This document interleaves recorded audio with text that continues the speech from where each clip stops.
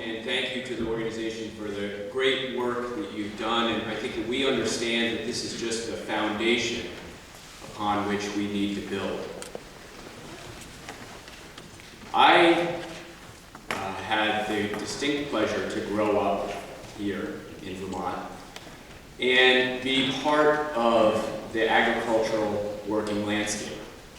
My parents moved here when I was 5, and we had an active farm with 250 sheep, with 10 to 15,000 Christmas trees, a maple sugar operation of 2,500 taps, and I was proud as a young person growing up in Vermont to be a member of 4-H and to grow a garden during the summer and participate in farmers markets in the 1970s down on the green in Warsaw.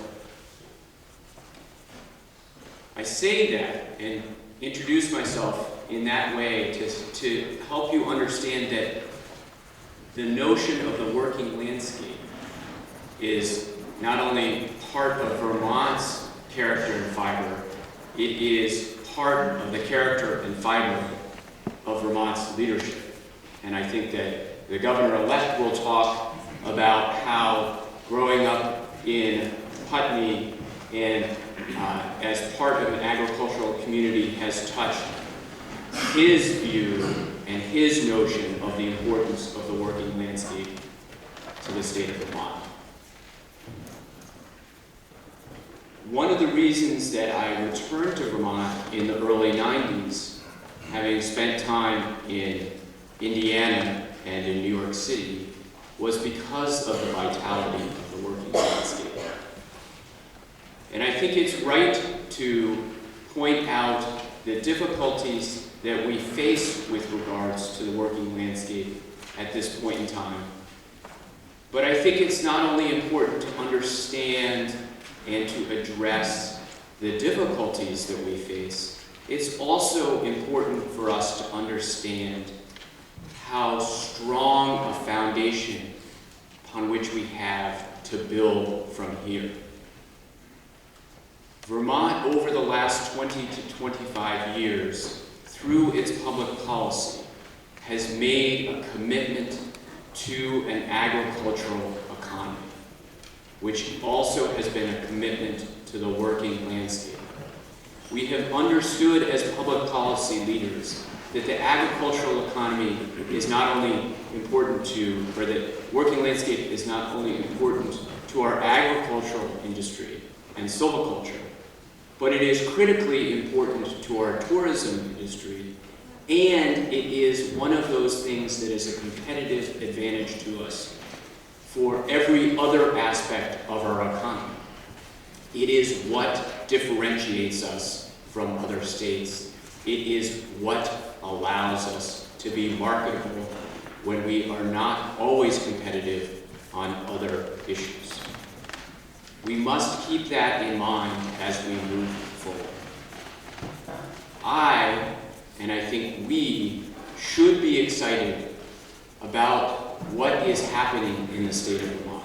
When I look around just in my own community, and I define that to include the greater Hardwick, Greensboro area, I look at sort of the dynamicism around the agricultural economy. You look at the entities like Jasper Hill Farms, or the Center for Agricultural Policy in Hardwick, or you see some of the organic farms, or you see the huge timber stands that are still being used and managed, and you realize that we have the foundation upon which to build and make our working landscape and our agricultural economy even stronger.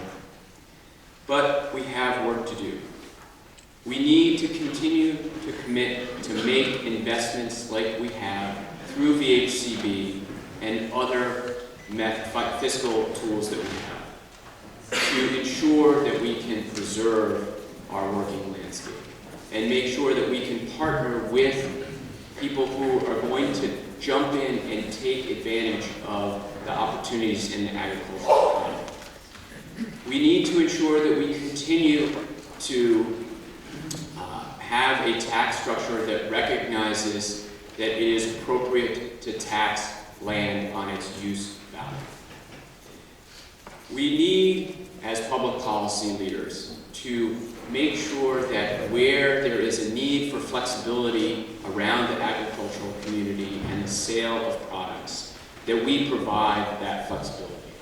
We have, in the last 2 to 4 years, really focused on that in the House and in the Senate and the legislature with regard to dairy processing, dairy products, with regards to making sure that we have the right law and regulatory structure around our meat production, around dairy, and I'll include in that as well microbreweries and entities that are part of the small agricultural working landscape. We will continue to do that as we move forward over the next 2 years. We also need to have the infrastructure intact for a modern economy. And I'm thrilled that the person who I will introduce next has made as part of his platform the need to build out our broadband infrastructure, our telecommunications infrastructure, as well as change our healthcare system so that it can recognize that we need to support our local entrepreneurs by not only making sure that they can connect to the global markets, but they can also have available to them healthcare even if they're not in an employer-based healthcare system. That is one of the huge barriers that I hear when I talk to some of the young entrepreneurs in agriculture in my area. They are very worried about the fact that they don't have health insurance coverage, and particularly in a field that can be very dangerous. It's terrifying. It's terrifying. I believe that our energy future also will allow us to spur on our commitment to the working landscape. Specifically, when you think about the opportunities that we have around biomass energy and biomass production for electricity, you can see how it dovetails nicely with the silvicultural opportunities that we have in the state. My vision for the state of Vermont is one where we retain and strengthen our working landscape by encouraging and investing in our agricultural community. I believe that that will strengthen our tourism economy, and I also believe that it will strengthen our overall economy because it will make Vermont a place that people want to come and work. We have much work to do, but we have much work that we have done that we should be proud of. I look forward over the next 2 years working with you, working with Paul, and working with the governor-elect and the Senate to move ourselves forward so that we have a stronger economy built around the rural traditions that we have in this state. I'm pleased now to have the opportunity to introduce the governor-elect. I think many of you know the senator's biography. He was born and raised in southern Vermont. He purports to have as one of his favorite activities sitting on a tractor, making sure that the land that he is tilling is fertile. He has been a strong champion of the working landscape, and together with Governor-elect Shumlin, we worked very hard to ensure that we continue to make investments in the Vermont Housing and Conservation Board over the last 2 years to keep our commitment to Vermonters. I believe that the governor-elect has put forward a vision for Vermont that is consistent with what we need to do to preserve our working landscape. I look forward to working with the governor-elect over the next 2 years. I'm thrilled to introduce my good friend, Peter Schellman.